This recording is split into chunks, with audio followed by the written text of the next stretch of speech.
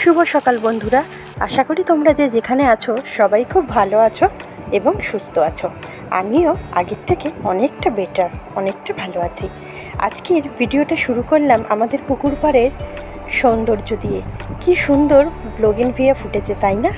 এগুলি সাদা কালারের, গোলাপি আছে, হলুদ আছে। তবে পার্কের গেট তো বন্ধ ছিল, তাই তখন ভেতরে গিয়ে তুলতে পারিনি ভিডিওটা।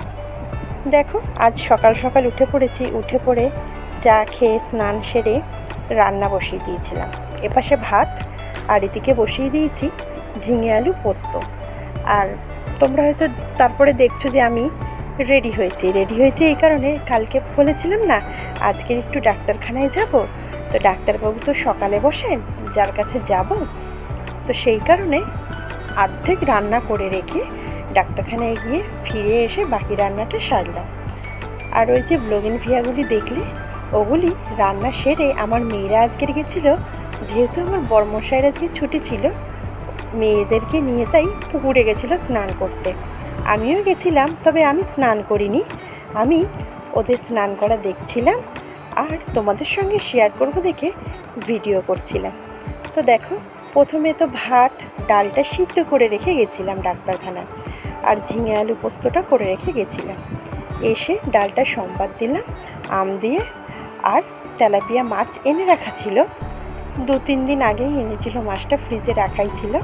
মাছটাকে ঝাল করে নিয়েছি, ওই পেঁয়াজ, টমেটো, আদা, কাঁচা লঙ্কা, রসুন সব মিক্সিতে পেস্ট করে যেভাবে বানাই আর কি, সেই রকম করে।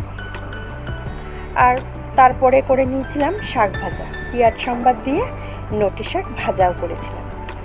মানে ডাক্তারখানার থেকে এসে ডাল সম্বাদ দিলাম, শাক ভাজা করলাম আর মাছের ঝাল রান্না করলাম।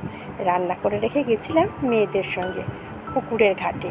তবে আমি জলে নামিনি, আমিও না সাঁতার জানি না, আমার মেয়েরাও জানে না। তবে ওই ওর ছুটির দিনে বা যেদিন একটু বেলাতে যায় সেদিন একটু মেয়েদেরকে নিয়ে যায় ঘাটে শেখাতে। কেন, বাড়ির সামনে যখন এত বড় পুকুর, তখন সাঁতারটা না শেখানো বোকামুড়ি কাজ, সাঁতারটা না জানা।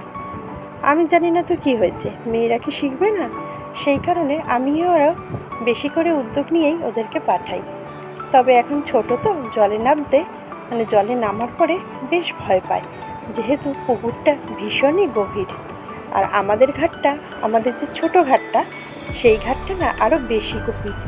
মানে সিঁড়িটা জলে ভাসছে, নিচে কোনো ঠাঁই নেই।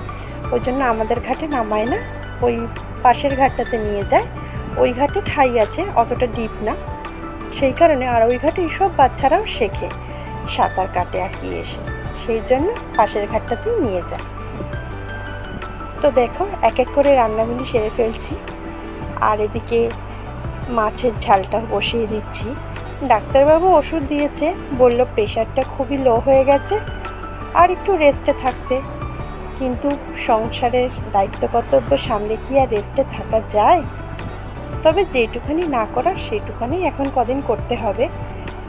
আসলে রবিবার দিন এতটাই ঘাড়ে যন্ত্রণা হয়েছিল যে এখনও পর্যন্ত ভীষণ ব্যথা হয়ে আছে। যন্ত্রণাটা আর নেই, কিন্তু ব্যথাটা এখনও পুরোপুরি কমেনি। ওষুধ দিয়েছে, ওষুধটা শেষ করে আবার যেতে বলেছে। তবে হ্যাঁ, আমি স্পন্ডালাইটিসের ব্যথার জন্য হোমিওপ্যাথিক ওষুধ খাই, অ্যালোপ্যাথি ওষুধ খাই না। আর আমাদের এখানে হোমিওপ্যাথি ডাক্তারটা ভীষণ ভালো, ডক্টর দত্ত। কিন্তু উনি এত ভালো ওষুধ দেয়, মানে 2-3 ডোজ খেলেই অনেকখানি ব্যথা সেরে যায়। তো দেখো, রান্নাবান্না কমপ্লিট করে চলে আসলাম পুকুরের ঘাটে। এখন আমার বড় মেয়েকে নিয়ে যাচ্ছে। আর দেখো, পুকুর পাড়ে একটা কি বিশাল মস্ত বড় কদম ফুলের গাছ। বর্ষাকালে কদম ফুল ভীষণ ভালো লাগে, খুব সুন্দর একটা স্মেল, আর তার সঙ্গে ফুলটারও বেশ সৌন্দর্য। গাছটা কিন্তু বিশাল বড় ছিল, তাই ভাবলাম তোমাদের সঙ্গে একটু শেয়ার করি। আর ঘাটটা তোমরা দেখতেই পাচ্ছ কতটা বড়। আর একটা বাচ্চাও এসছে তার বাবার সাথে। আর এই পাশে বোগেনভিলিয়াগুলি সুন্দর হয়ে নেমে এসছে, যেন ওরাও জলকে ছুঁতে চাইছে। দেখো কি সুন্দর অপূর্ব লাগছে দেখতে। আরও আছে গোলাপি কালার, হলুদ কালার, অন্য এক সময় দেখাবো। এখন দেখো ছোট মেয়েকে নিয়ে গেছে। আর একটু শেয়ার করে ফেলি, এটাই হচ্ছে মেন কারণ স্পন্ডালাইটিসের ব্যথার। ওই যে বলছিলাম মেয়ের প্রজেক্ট করছিলাম, এখনও পুরোপুরি কমপ্লিট হয়নি, কমপ্লিট করে আবার তোমাদেরকে দেখাবো। তো চলো বন্ধুরা, আজকের ভিডিওটা এখানেই শেষ করলাম। ভালো লাগলে অবশ্যই পাশে থেকো, চ্যানেলটা সাবস্ক্রাইব করে। আর সবাই খুব ভালো থেকো, সুস্থ থেকো, সাবধানে থেকো। টাটা, আজ তবে রাখি, জানাই শুভরাত্রি।